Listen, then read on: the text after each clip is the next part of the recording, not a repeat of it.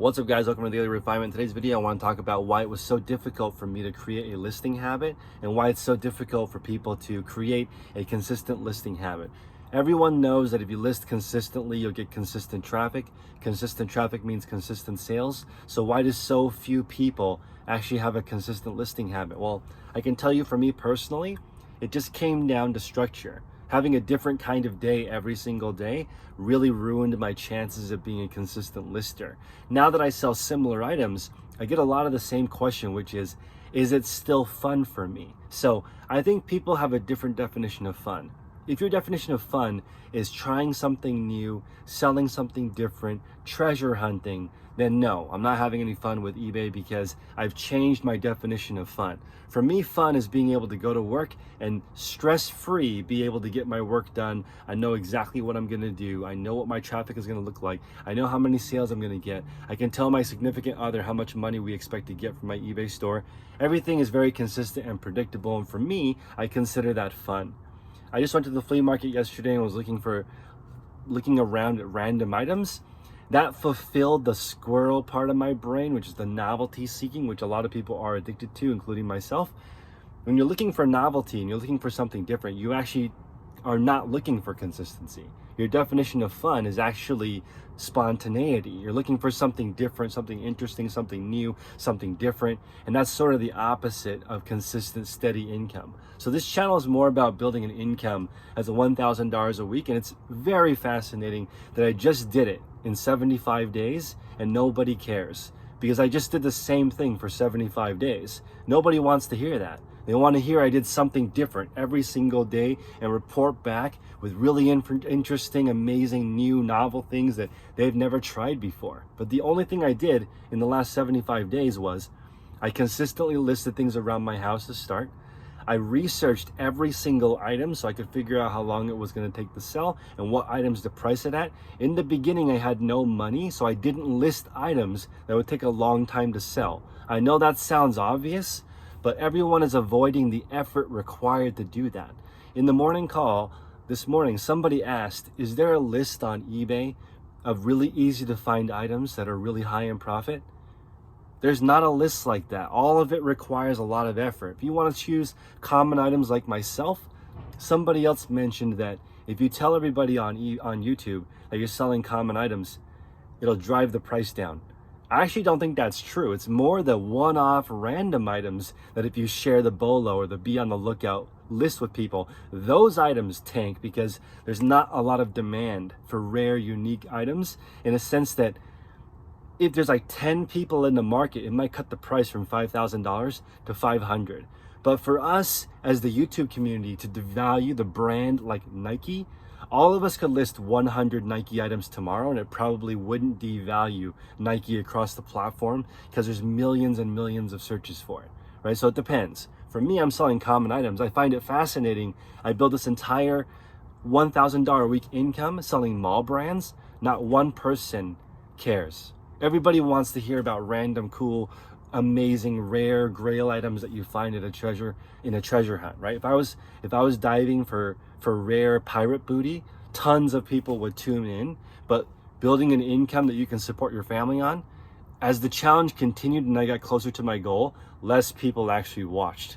So it's almost like as I was approaching the goal that they were trying to get, they sort of lost interest. It's almost like when it's this mysterious thing that you can't get, people are super interested. Like, can somebody really make a living on eBay? I showed line by line every single item that I sold the last 9 weeks, and people on Reddit were saying that it's fake, even though I post every single item, and you guys can see line by line every single item that sells, and every single one of those items is in every single mall in America. People got discouraged because they realized the only thing separating them from their goal is effort.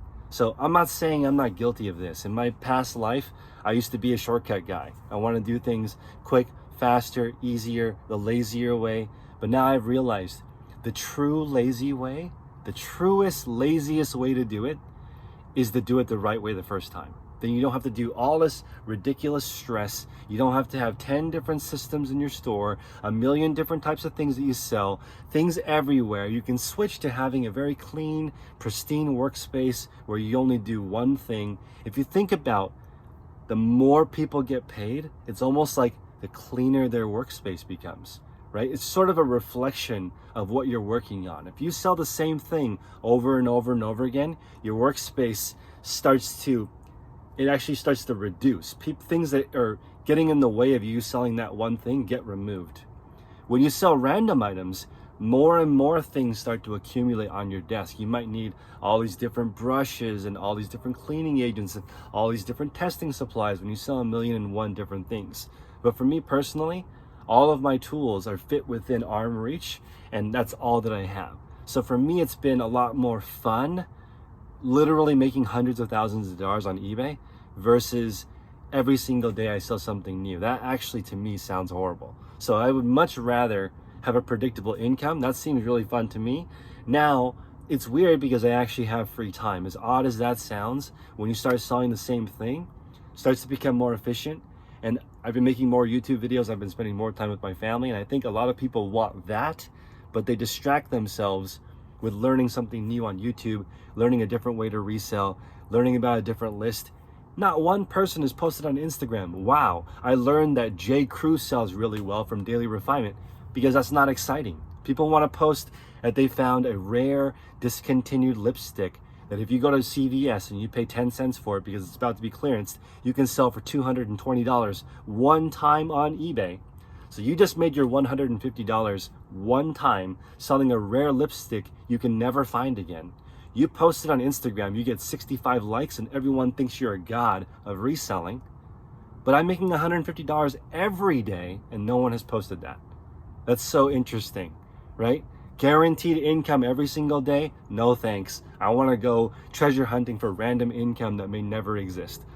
It's amazing, okay? It even surprises me, King Squirrel of reselling, how odd it is that the way to do it is also the easiest, but nobody wants the easiest way that has guaranteed money. They want the random, mysterious way with an unknown outcome.